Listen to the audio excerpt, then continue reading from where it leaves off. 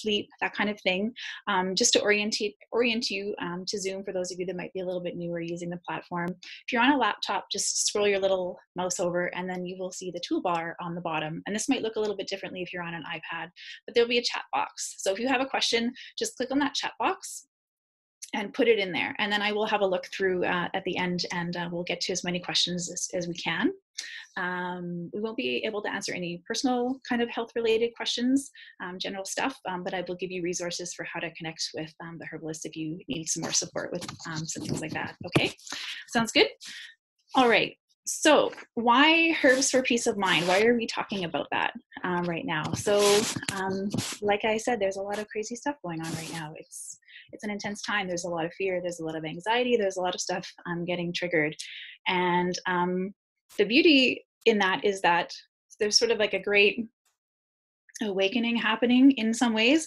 And there's been this huge kind of surge in interest in herbal medicine and what herbs and plants have to offer. And that's amazing. There's a lot of really beautiful things that can come of that in terms of how we can learn how to support ourselves, our communities, those around us with herbal medicine.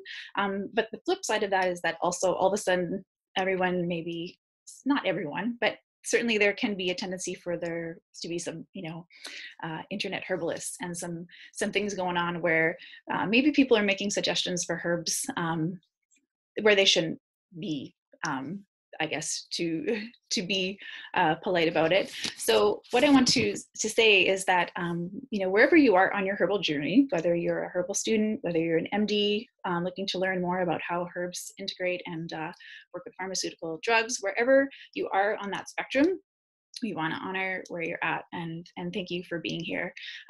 But we do want to highlight, what it is that people who work with herbs on a regular basis and work with herbs with people can offer for you at this time. So it's a really great opportunity if you have any questions about this kind of thing. And these are the folks who are qualified to answer that for you based on their experience. And we will kind of get into how many years of experience they have when we get into introductions. Okay, so I don't want to take too long on the intro, but I do want to just highlight a couple of things. So all of our herbalists tonight that are on our panel actually all happen to be based out of Ontario and are members of the Ontario Herbalists Association, which you can Google and look up, which is a professional organization. There's many in North America and worldwide. To be a member of these organizations, you have to come with a certain level of herbal education as well as clinical experience. So these are folks that know their stuff, and I'm really grateful to be part of this webinar this evening. Okay, so what else do I want to say? Let me just have a little quickie look here. Okay, back to peace of mind. So what herbalists can do really, really, really well. This is like, one of like the magic tricks that's not even magic. It's all totally based in science and real tangible things that herbalists can do really well is support the body. So support our body and support our body in times of stress. And right now we are in a huge time of stress. The body we're in a stress response, whether we're in a little bit of a stress response or we're like triggered and we're way on the spectrum of like, we're like in the stress response. And what that means is that, when our stress response is kind of activated, our immune system is, our immune response is suppressed and it's not able to do the things that it is supposed to do. So one thing that herbs can help with beautifully is nourishing the nervous system, calming the system, dealing with this trauma that's coming up, whether it's coming up for us now or it's going to come up for us like 2 weeks from now or 2 months from now, or when this whole thing is kind of transitioning and over. So that's what we're going to talk about: the mind-body connection, supporting the terrain of the body, how we can work around that at this time, because the stress and the fear is a real thing. And I just want everyone to know that there is support for that, whether it's herbal or otherwise. But of course, being herbalists, we are going to be talking about herbs. We're a little bit biased in that tool in our toolbox because we're all plant lovers. So let me get to introducing everyone tonight so we can get down to talking about our herbs.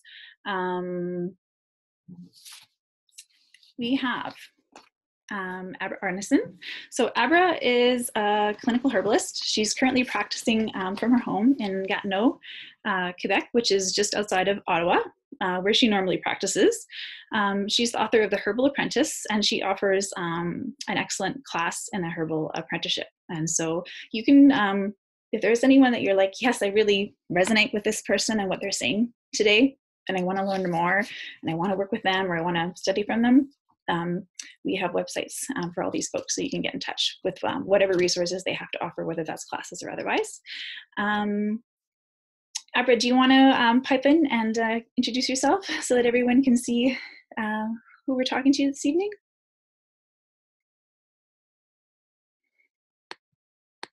Oh, do we have Abra? Did we lose Abra?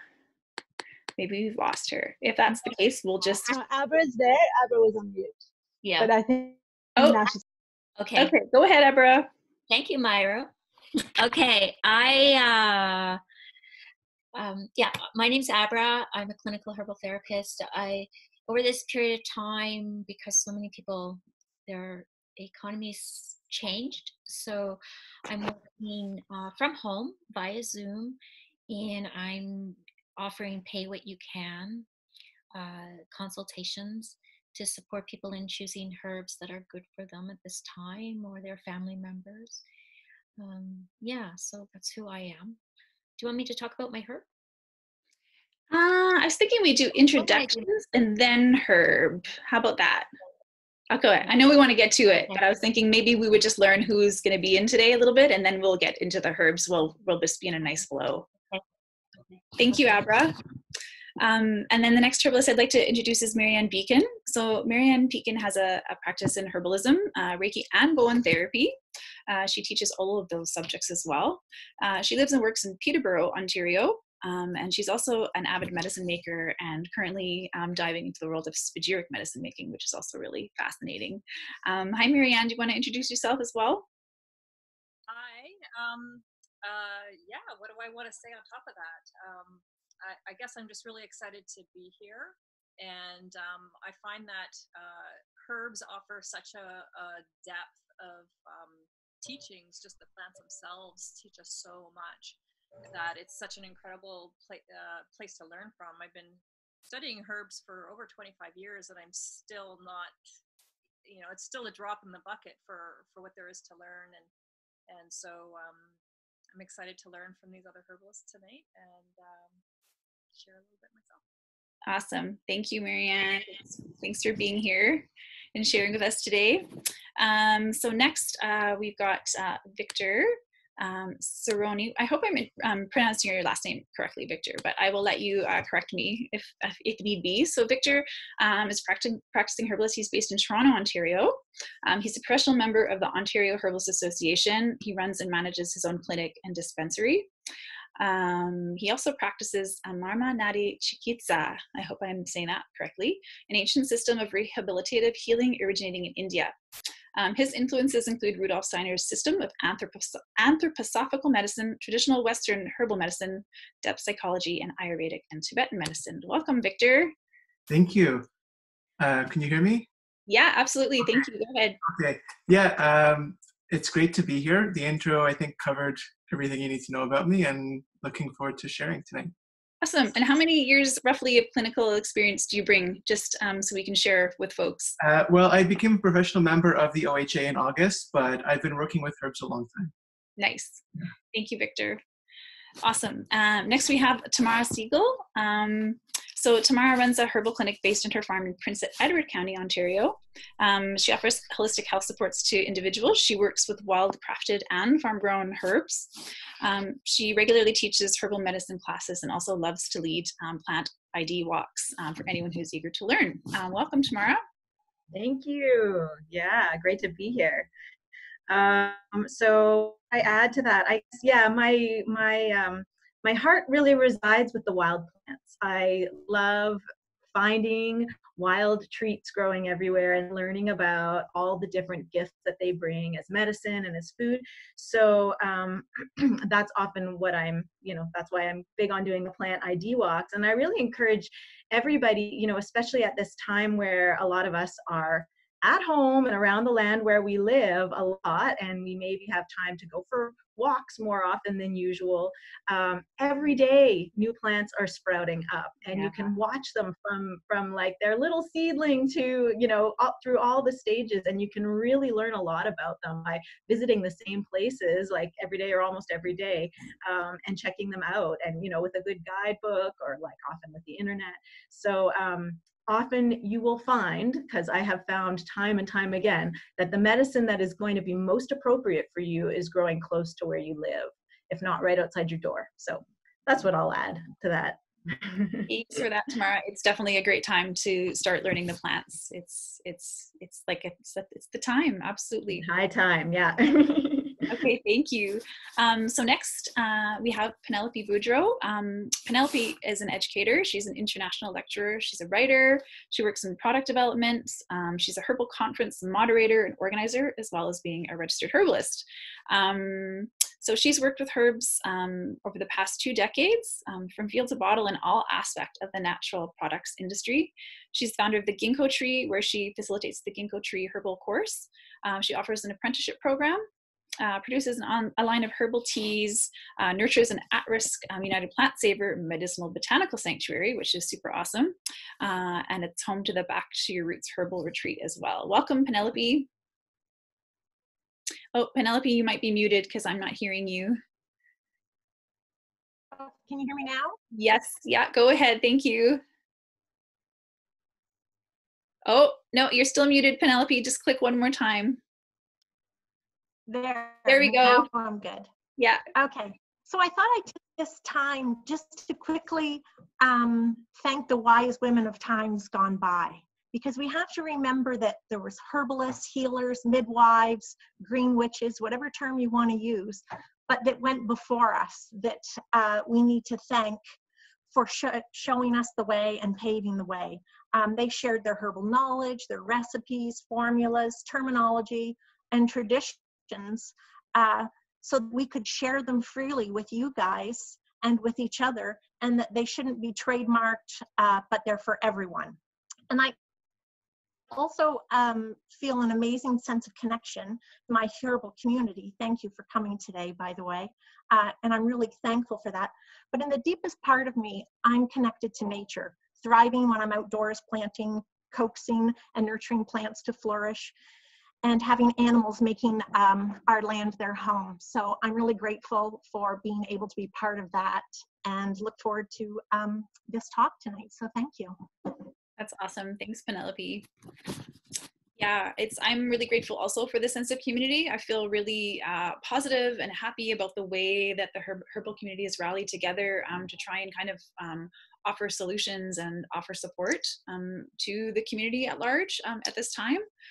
It's fantastic. So I'm really happy to also to be part of an offering like tonight. So let's get into the herbs, because I know that's what everyone's here for. That's what we want to learn about. We want to learn how to bring a little bit of peace of mind into our days and into our evenings. And I also just want to reiterate, tonight's session is on herbs for a good night. And the session that's on Thursday is not the exact same session as today. We are focusing on herbs for a good day. So everyone is going to be talking about different herbs. It will be a totally different session. There is still a few spaces, so you can sign up after the fact.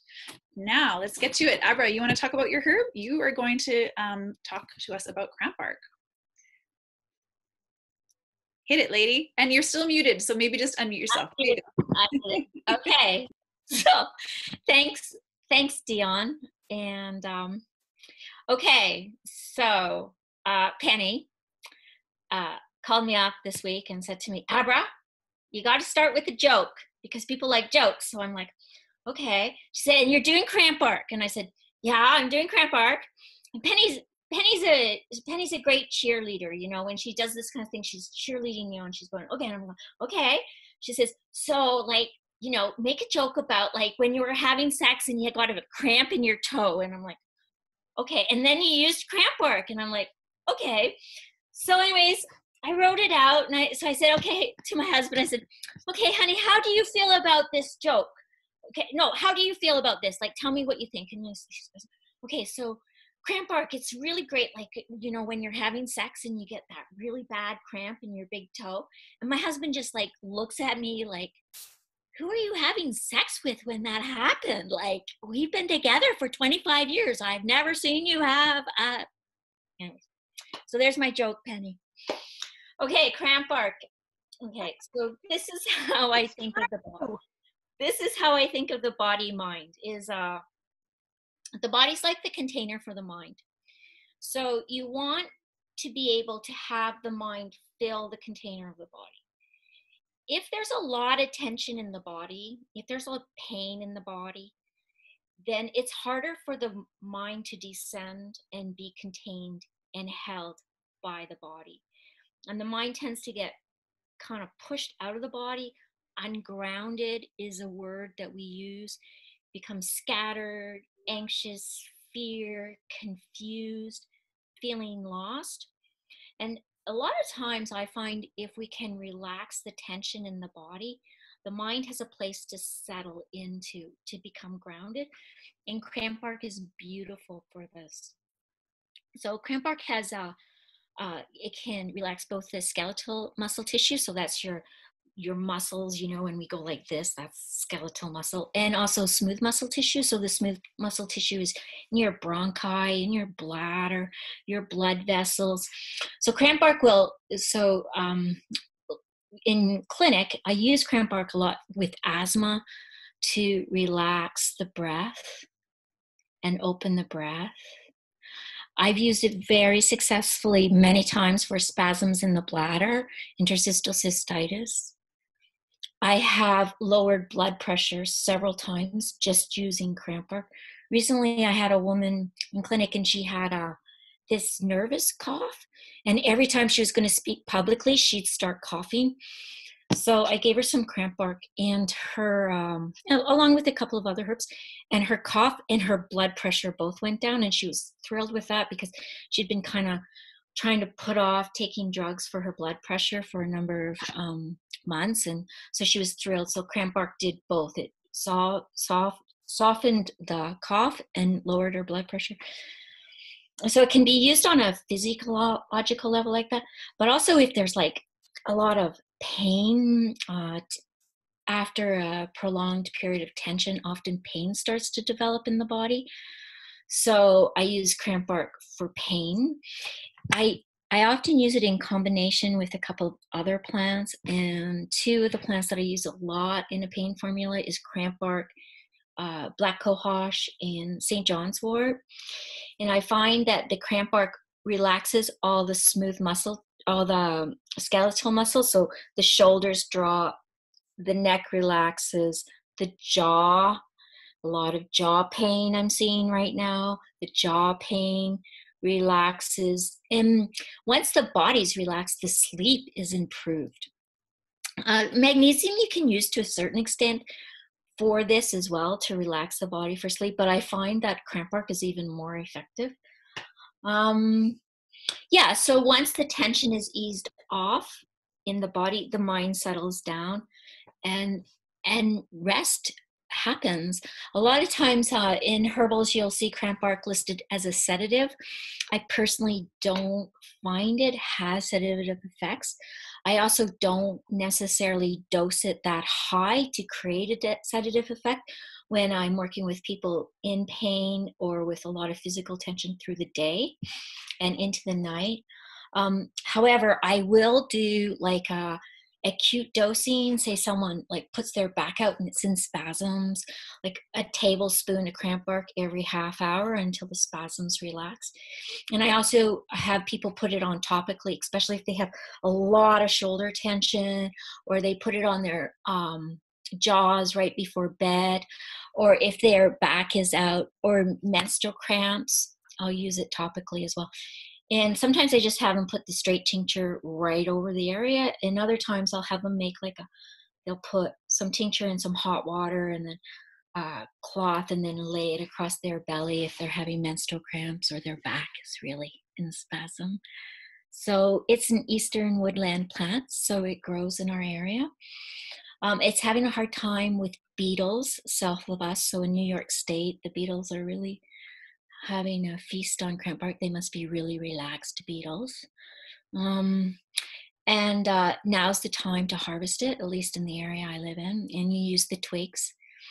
Later in the season, they will have berries, cranberries. It's also called high bush cranberry.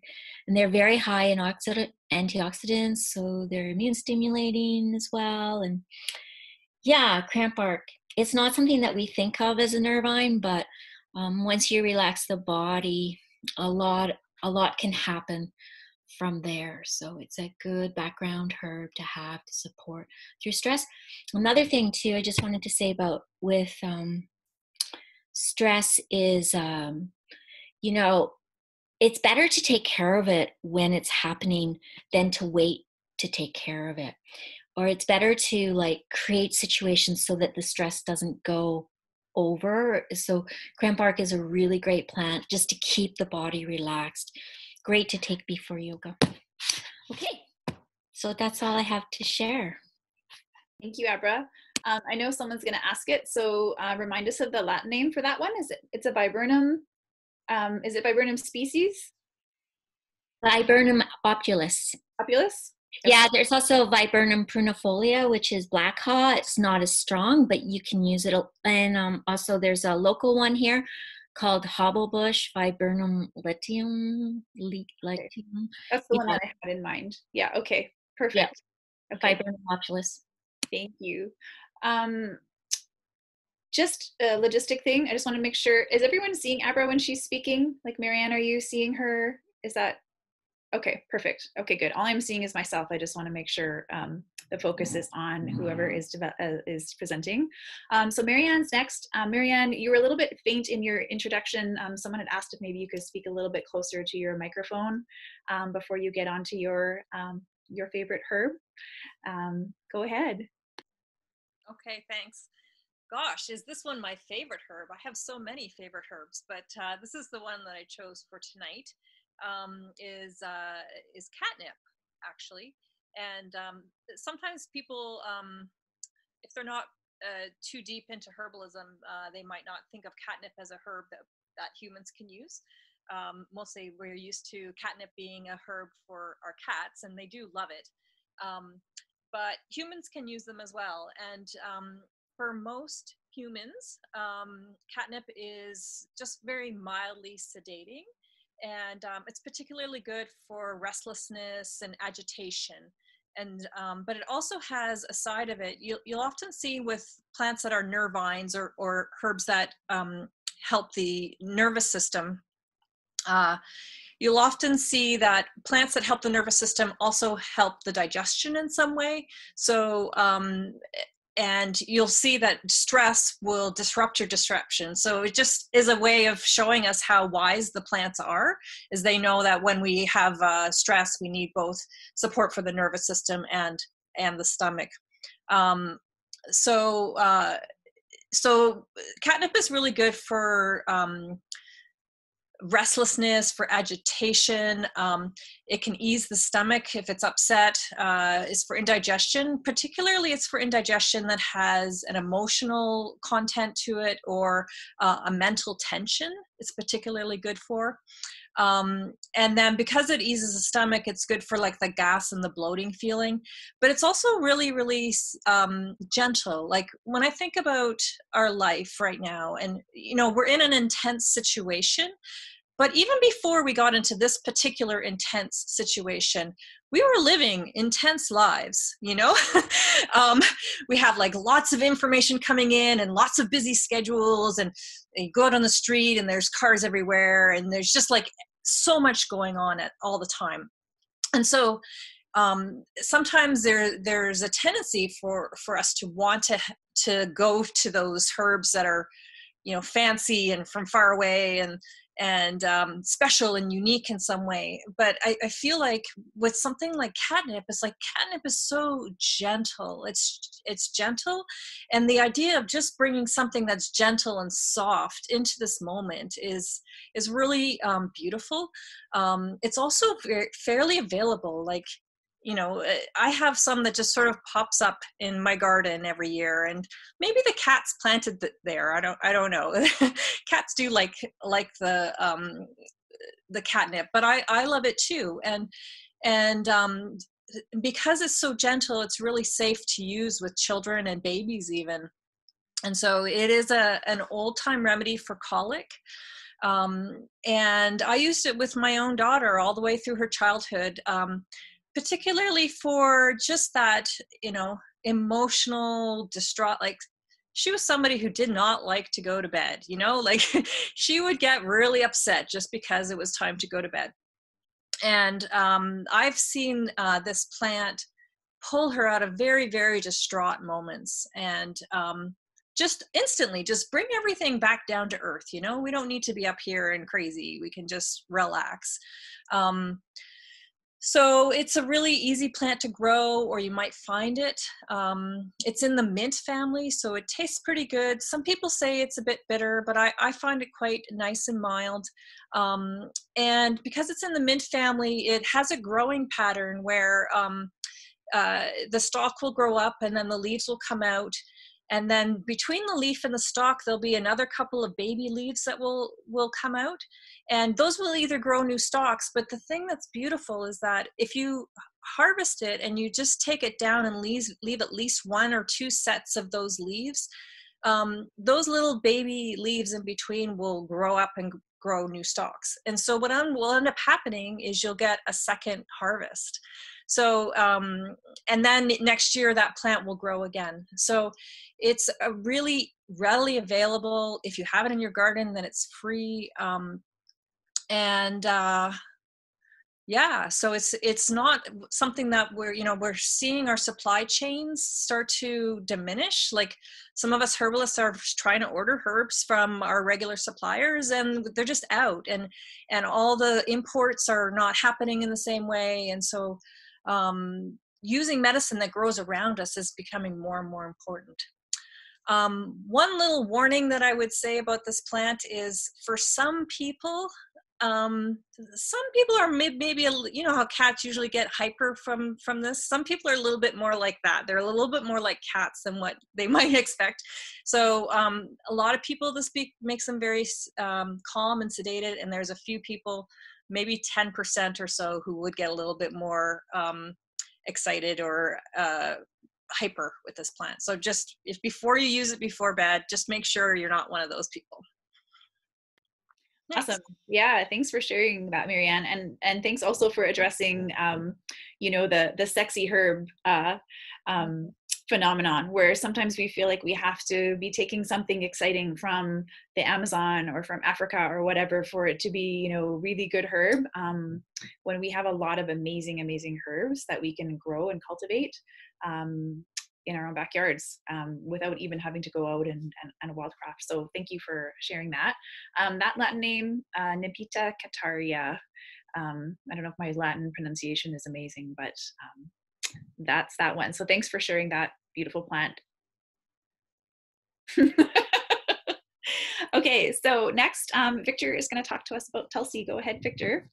Okay, so I chose Tulsi for the nighttime segment, but it could just as well have been chosen for the daytime segment. It is a herb that, I don't know if it's my favorite herb, but it is a very highly treasured herb for me. And if I had the choice to grow one herb in my garden, I would probably choose to grow Tulsi.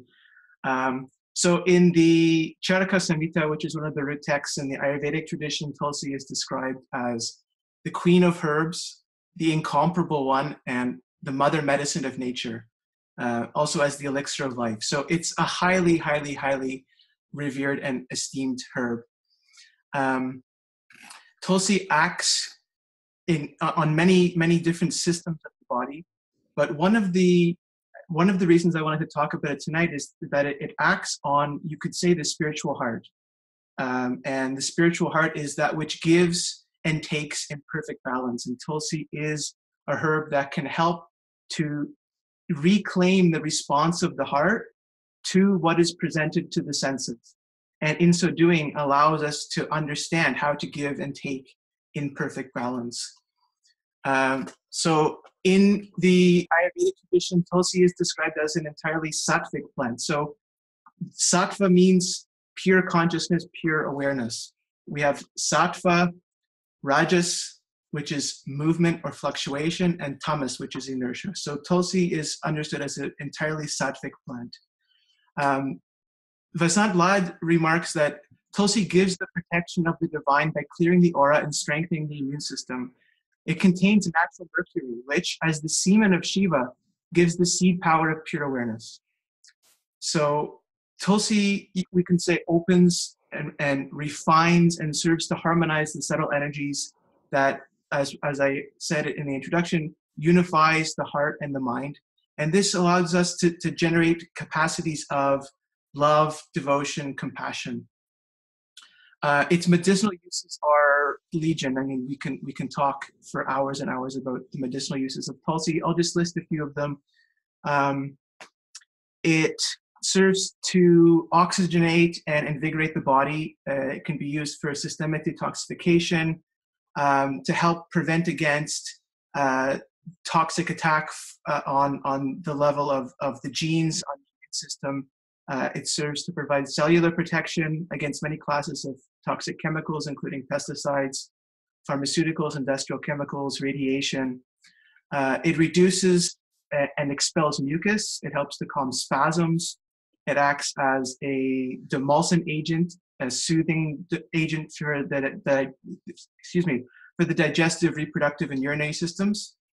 And when it comes to thinking about Tulsi and digestion, from a more kind of esoteric perspective, we can say that Tulsi helps with the absorption of prana from the food that we eat. So the prana is the life force or the vital principle. So when we're thinking about Tulsi in the digestive system, Tulsi helps us to utilize or to extract the essence of the food that we're eating. Tulsi has a role to play in preventing, helping to prevent many conditions such as obesity and diabetes. We can say it helps to provide a kind of luster or shine to the skin. It endows our actions and our will if we work with it intentionally and carefully with a kind of intelligence. This is, again, going back to this heart-mind connection that it helps to foster. And it's been my experience that Tulsi helps to regulate our mental and emotional bodies in such a way that we are taught how to emanate grace. Tulsi is an incomparable guide when it comes to learning how to orient ourselves towards beauty, to cultivate a disposition of kindness, gentleness, and compassion towards ourselves, towards others, and towards all sentient beings. And this fundamental orientation towards the good, the beautiful, and the true that Tulsi teaches us to actualize is related to the plant's association with the goddess Lakshmi. And so Tulsi is said to be the embodiment of Lakshmi in India. And Tulsi, so Lakshmi is the goddess of wealth, fortune, and prosperity. She is the wife and the Shakti of Vishnu, who's the preserver of life and the universe. But we have to think, when we're thinking about this relationship between Tulsi and goddess Lakshmi, we have to think of it, again, in an esoteric sense. So we're not thinking about wealth and prosperity in purely material terms, not on the level of material gain and material accumulation. So Lakshmi expresses herself as Siddhi, which we can understand as accomplishment, fulfillment, power, miraculousness, clairvoyance. So a Siddhi is something that is bestowed upon one. And so I'm thinking here about the things that Tulsi, the plant on the material level, but also on the spiritual level, what the plant can help us to manifest and what it bestows upon us. So Lakshmi is the Kundalini Shakti, the primordial cosmic energy that is the power of generation and transformation inherent in the cosmos and inherent within each one of us as well. So Tulsi helps us to work with and to understand this primordial cosmic energy as it is reflected and contained within our own subtle bodies. And so we can say that the essential nature of Lakshmi, as she manifests herself through Tulsi, is as the goddess of prosperity consciousness, and as the divine source of true wealth. And true wealth, again, is a healthy balance between the heart and the mind. It is that power that allows us to, again, reclaim the response of the heart to what is presented to the senses. So that's what I want to say on Tulsi. That's awesome. Thank you for sharing, Victor. We had a couple of people that just wanted clarification on the name of the plant. It's Tulsi, also known as holy basil or sacred basil. Ossimum sanctum, I believe, is the Latin for that one.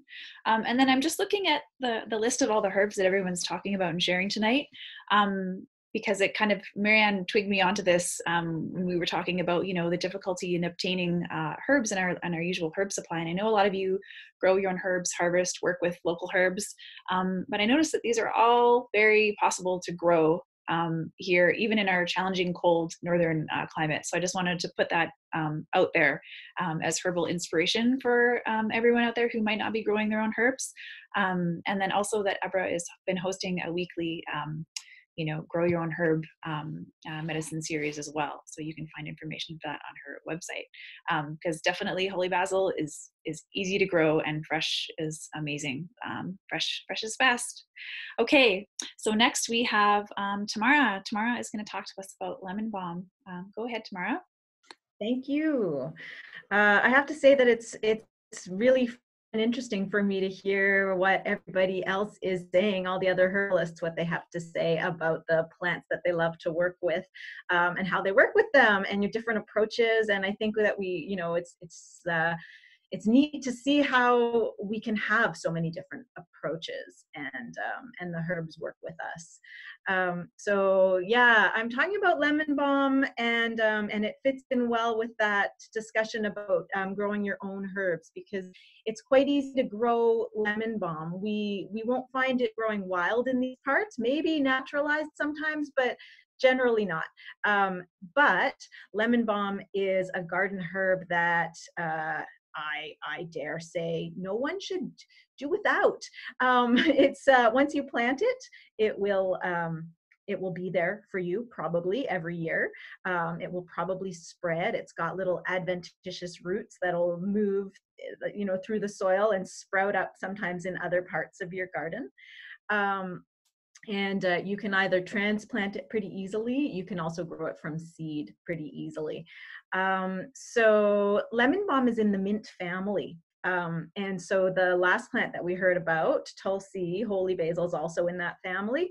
And prior to that, the catnip that Marianne was talking about is also in the mint family. So there's this nice theme here. And the mint family is, I think that part of the reason why we're talking about so many mint family plants for this theme is because that family tends to work really well with the nervous system. And so it works in different ways through the different plants, but there are some threads of similarity. And one of those is that a lot of mint family plants are aromatic. They'll have a smell and they'll have a flavor. And lemon balm is no exception to that. So as the name suggests, it's got a lemony scent, lemony flavor, and I'm sure many of us are quite familiar with it. So when you have a scent and a flavor to a plant, then in a way we can think about that effect as being, let's see, you pick a leaf of lemon balm, you break it, or you crush it, and immediately you smell the smell that it comes from. Same thing happens if you break off a leaf of mint or catnip or whatever. You don't necessarily smell it until you do that. Then its essential oils, its volatile oils get released into the air, and immediately we pick them up and breathe them in. And even though we don't see them, they affect us. And I think of the nervous system as being related to that, because it's affected by what we pick up in our environment, and then our response, often our emotional or our stress response or our relaxed response, whatever it is. It's all about stuff that we don't see, but we feel, and it very much affects our physiology. And so that's one aspect of this mint family that I think, it tends to work on the nervous system, and often it tends to help to relax the nerves. Sometimes it'll be stimulating. Sometimes it'll do either or, depending on what you need. Now with lemon balm, I'm speaking about it in relation to herbs for a good night. So it will help you to sleep. If you've got some insomnia, you could make a cup of lemon balm tea. It will also be effective during the day if you're looking for just a kind of relaxant effect because you're feeling a little high strung during the day. You could take lemon balm tea or lemon balm tincture, where it would be infused in alcohol. And it wouldn't put you to sleep necessarily, unless you were really tired and you had been blocking out your tiredness, then you'd get in touch with your tiredness, and then you might want to go to sleep. But otherwise, you could take it during the day or you could take it at night. At night, it's going to be most effective to help you to sleep if you're experiencing a kind of tension and stress that is mainly in your belly.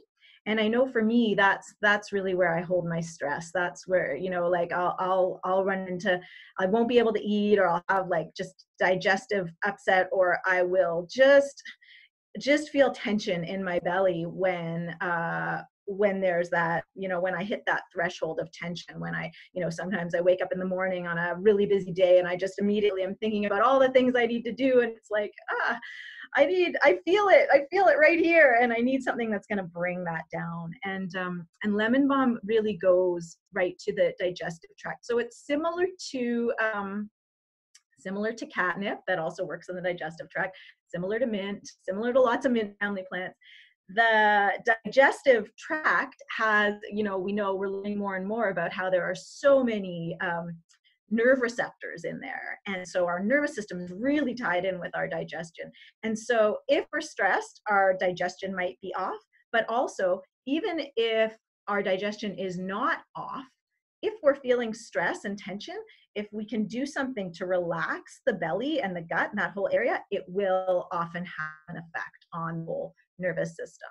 So, so I really like lemon balm for that, to help you just kind of, to help to let go of any tension that you're holding on. And it does so a lot through the digestive system. So if you've eaten a meal and then it's getting close to bedtime and you're still feeling a bit of indigestion after that, lemon balm's your herb. Lemon balm's your nice herb to have as tea after your meal because it'll help you digest. It has a nice carminative effect, relaxes the muscles in the gut.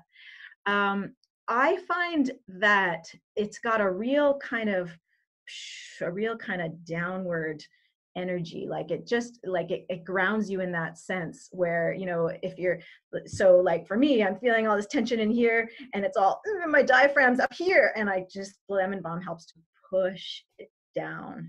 And I brought a little bit back more into my body, into this moment. And like the edge is taken off of whatever tension I'm feeling. It kind of just says, okay, it's okay. You can let that go now. It's not gone, but you can let it go. You don't have to let it overtake you. And I find that's so helpful for a good night's sleep. And also just, after a long day. So lemon balm, you can use fresh or dried. It does grow in the same way as mint family plants, where if you harvest it as it's growing, cut off, one part like Marianne was talking about, it'll grow new parts, it'll branch out and you'll get more plant and more harvests. And mint family loves to be harvested that way. So it's very generous. You can make a beautiful tincture with it in brandy. I find it really tinctures well in brandy. So you just harvest a bunch of fresh herb, fill a jar with it, and pour brandy over it. Let it sit for about a month. You've got tincture, and then you can just take like about a half a teaspoon or a quarter teaspoon of that. It's safe for children. It's safe for pretty much anyone, I would say, especially lemon balm as a tea. It is, another nice thing that you can do with it is if you can take the dried or fresh herb and let's say like take about like a couple big handfuls or like a half cup and steep that for a long time in a big jar of like in a big mason jar, let's say like a liter size of hot water with a lid on it. And then let it steep for about like a half an hour or something. And then strain that out and put that into your bath water and have a lemon balm bath before bed. That's a really nice way to chill out and like go of your day. And the final thing I will say about it is that I've found a lot of success in my practice for people who are having a hard time sleeping, where like they might fall asleep, but then they keep waking up throughout the night, and then they have a hard time getting back to sleep. Lemon balm, often combined with hawthorn berry, those two together can really help to shift that. So that's a really nice duo that you can use as tea or tincture or whatever. So that's all. Nice. Thank you, Tamara. So once again, Tamara was talking about lemon balm, Melissa officinalis, and thanks also for touching on different reasons why people might be having difficulty sleeping, because I think that's a big thing to understand. When people are stressed out, there's a lot of different kind of patterns, dysfunctional sleep patterns that need to be worked with, and there's not always just like this herb is for sleep, or this herb is for I can't get to sleep, or this is for the herb for waking up. It can be a little bit more subtle. Someone is asking lemon balm with what kind of berry? Hawthorn berry. Tamara was sharing she likes to use those two together in combination. So just a reminder, if you do have any questions about any of the herbs they're talking about, just pop them in the chat box, which is at the bottom of your toolbar, and I will go through and make sure that we answer those for you by the end of the evening. So last but not least at all, we've got Penelope, and Penelope is going to talk to us about one of my very favorite herbs, milky oat tops. Go ahead, Penelope. Oh, you might be wonderful. Oh, there you go. So, am I on? Yeah, you're on. Go ahead. Yep. Okay, great. So I think for us to have a good night, it starts with us having a good day. So in the morning when you get up, for me, the moment my feet hit the ground, I throw on track pants with my nightgown sometimes, head outside with the dogs and go for a walk. And I find that if I have some sort of a ritual that I do every day that grounds me and makes me feel good, that sets me for the day. So I think everyone has different rituals, but to find what works for you and to do these little things that bring you joy and happiness through the day that will lead you to have a good night. So I really want to encourage that. And when we were discussing what herb would we do, it's not that oats is my favorite herb, because I have many favorite herbs depending on the situation in my life or the season. But it was the herb that resonated with me. It resonates in my heart. It fills my heart. Just as soon as someone says oats, Avena sativa, it's just one of those grounding herbs. It reminds me of childhood breakfasts with my grandma and papa. And they also used it as a green manure on their garden. It reminds me of me being a young mom and feeding oatmeal to my kids every day. And also even now as an adult for food, because food is also our medicine. I eat it 3 or 4 times a week. So I just use all parts of the oats. And most importantly, it's kid friendly. And I think whenever we know something is kid friendly, it's also really good for our elders and our elderly. And so to think of that, or if someone's convalescing, it's a very good herb for that. And it really is one of the best comfort foods that I know. It nourishes my body, my mind, and my spirit. So quickly, in a nutshell, it's a restorative for our nervous system and endocrine system. It's for our mental and emotional state. It's cardiovascular, and that's interesting to me because when I first speak of it, I always go, it's in my heart, like I feel it in my heart, and yet it directly works on your heart. So that's even interesting to note these things when we feel them. And it's good for our muscular system, so it helps with relaxing. And a lot of herbalists have a favorite quote, let your food be your medicine and your medicine be your food, by Hippocrates. So this herb is in particular a great one. It's like the poster child for this.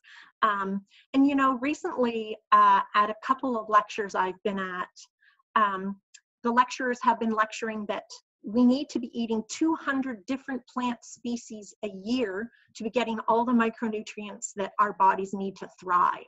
So if we limit ourselves to just the food that's on the grocery shelves, we're really limiting the different foods. But if we can get outside and try more herbs and have them in our diet as teas and food, it really makes a big difference on all the different micronutrients you're getting. Some other names for oats, there is oat seed, of course, and then there's oat straw. And today I'm concentrating, though, on the milky top part of the oats. So the milky tops are actually harvested just between spring and summer when the seed head is actually immature. And I actually have a sample. I don't know if you can see that cute little seed head with me. And when you squeeze the seed head, when it was outside still on the stalk, you would be able to see a little bit of white milky liquid would come, and you would know that that was ready to harvest. And it's just really basically like a week's window. It's a very small window when this herb is ready and should be harvested. And then after, if you wanted to have the seeds or the oat straw, you would get that afterwards, after a few more weeks or a month. So it's really an ideal plant for people, especially those who are working, that feel burnout, exhausted, fried. Maybe you know someone who's tightly wound. I have a son who's tightly wound who could really use some. Or if you're scattered, and that's specifically due to work. But it's also wonderful for the different chapters of our lives. So when we have our children or grandchildren and they're hyper, it's a nice calming one for children. It's great for high anxiety, for anger, irritability. It's a great one to think of in helping with people who are suffering with addictions, grief and panic disorders, rejection, even to think about rejection, being traumatized. And now actually is a time where that word is being used with this time we're actually living in right now, that it's traumatic to some people. So this would be a nice, gentle herb to use. And also you've heard the expression, lost your nerve. You know, so that directly relates to the nervous system. So again, milky top oats is great for that, and also for muscular feebleness. And it's also wonderful for libido. So for those of you who are looking to feed some milky top oats to your partners, maybe you want to consider that. It pumps up general juiciness and replenishes deep reserves of energy. And of course, when I was preparing this talk, it made me remember the saying to sow your wild oats, which of course means to throw with abandon, knowing at least one will take and not caring which one. And for our herb nerds who really like to know the medicinal actions of a plant, so milky top oats is a tonic. It's of course a nervine, a relaxant, a stimulant, antispasmodic, antidepressant, nutritive, and it has calcium, magnesium, vitamin E and B, demulcent, vulnerary, and endocrine restorative. The energetics and taste, it's sweet, it's cooling. So anyone you know that has a lot of heat in their body, it's ideal for them. People with inflammation, the cool help with that. And it's soothing and slightly moistening. And how you can take the herb, it would vary, of course, from herbalist to herbalist. I love teas, and I always feel that teas are great if you're thinking that your food is going to be your medicine. So I've been sipping on a cup tonight while we've been talking. It's really quite yummy. So for me, I would recommend a tincture. If someone wanted a tincture, you could do 1 or 2 dropperfuls, and usually a dropperful has 30 drops in it. So you could do 1 or 2 dropperfuls 3 times a day, and it should be over a long period. This is something that you want to just keep adding and building in your system. And this tincture we would make out of alcohol.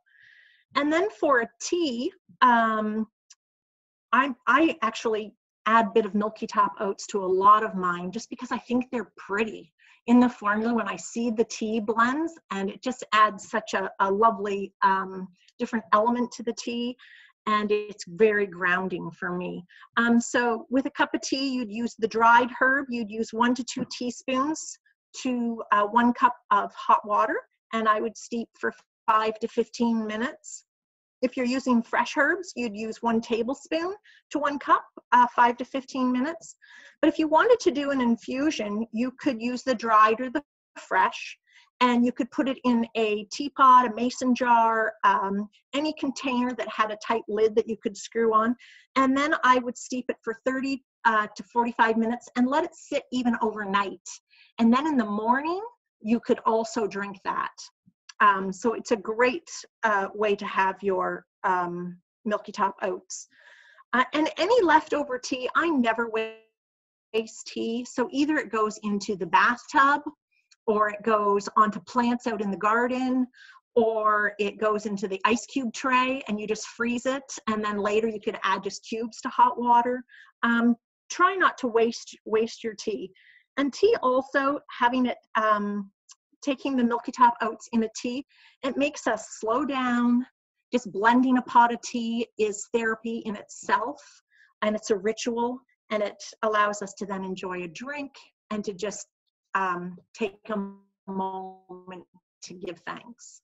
Does. So thank you very much. It does, Penelope. Thank you for sharing that. I have a couple questions here related to the oats, so I'll just jump into those while we're on the topic.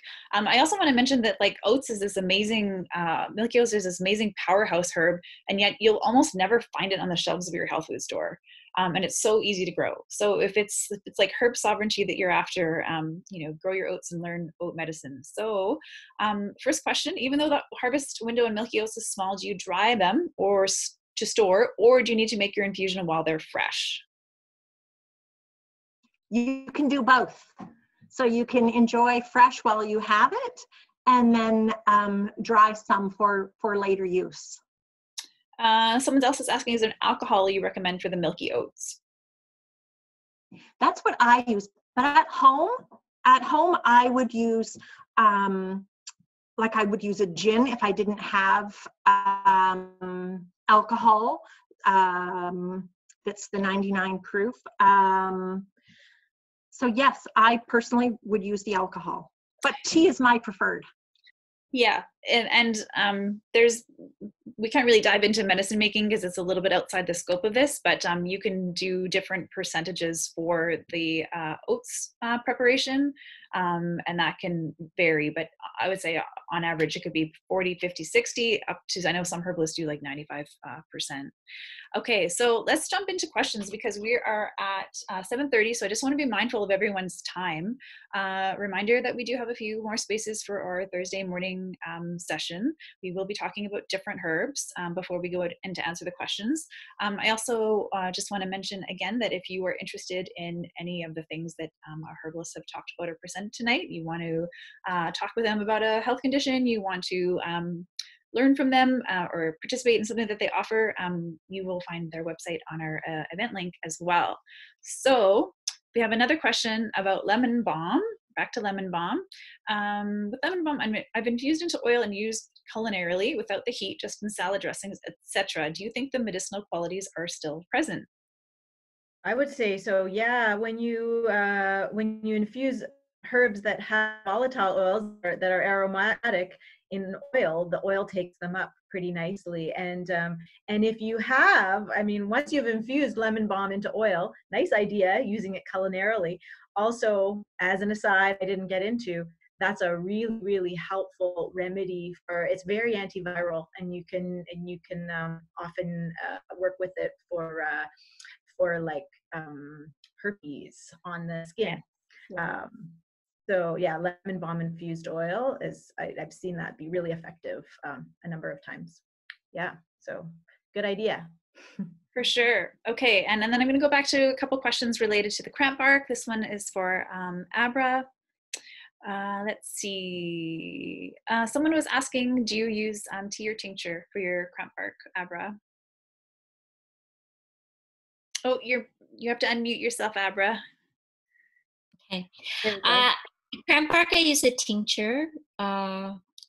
but if you don't want to use the alcohol, you can do a decoction. So a decoction would mean that you would use a tablespoon of cranberry bark to a cup of water, put a lid on it, and simmer it for at least a half an hour.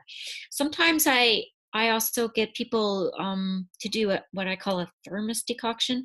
So you put the herb into a thermos and then cover it with water and let it sit overnight, and that will extract a lot of medicine for you too, and you don't have to have it on the stove. So yeah, but a tincture is really nice. Yeah. Okay, thank you. I have someone else asking also about the cranberry bark. Can you take this with medication? Before ask Abra if you want to address that, I'm going to say that drifts into consultation territory, and just as we couldn't give you a prescription for a medication as a doctor over the internet, we can't speak to any individual situations like that. So that might be it depends. Do you want to speak further to that, Abra? If I was on an ACE inhibitor, or I was on low blood pressure meds, and my blood pressure was, well managed, I'd watch taking cranberry bark. I wouldn't want my blood pressure to go low. And if I was on an ACE inhibitor in particular, I'd be very careful with cranberry bark. Awesome. Thank you for that. I'm just going to have a quick look through and see if we have any other questions. Someone's saying I can't attend during the day. Will a recording of the Thursday session be available? I'm not sure if we've decided on that or not. I know we did ultimately record this one for participants this evening, but I'm not sure if there's a capability to send to people who won't be attending. I guess it depends on our numbers. Do you have an answer for that at the moment, Abra, or are we just going to kind of say we don't know and sit with the unknown on that one? We're going to post them on YouTube. Okay. So look for Herbs for Peace of Mind on YouTube. Perfect. Yeah, well, we can post a link to those after the fact also in the Facebook event, so that everyone has a place to refer back to, so they can locate the information easily. Just putting a shout out for any last minute questions. We're wrapping up here now. But in the meantime, I just want to say thanks to everyone for attending. Thank you, Abra and Penelope and Marianne and Victor and Tamara for sharing some of your knowledge. I also want to say that, the herb that you've picked tonight is not necessarily your favorite herb, and asking a herbalist to pick for favorite herb is like asking to pick a favorite child. It's like, well, what's our favorite herb for a certain situation? And it might be like, I have a list of 20 to pick from. So it's really hard to get us all narrowed down and corralled in this way. We have one more question about Tulsi. There are a number of types of Tulsi. Do you recommend a specific one, Victor? I don't necessarily recommend a specific one.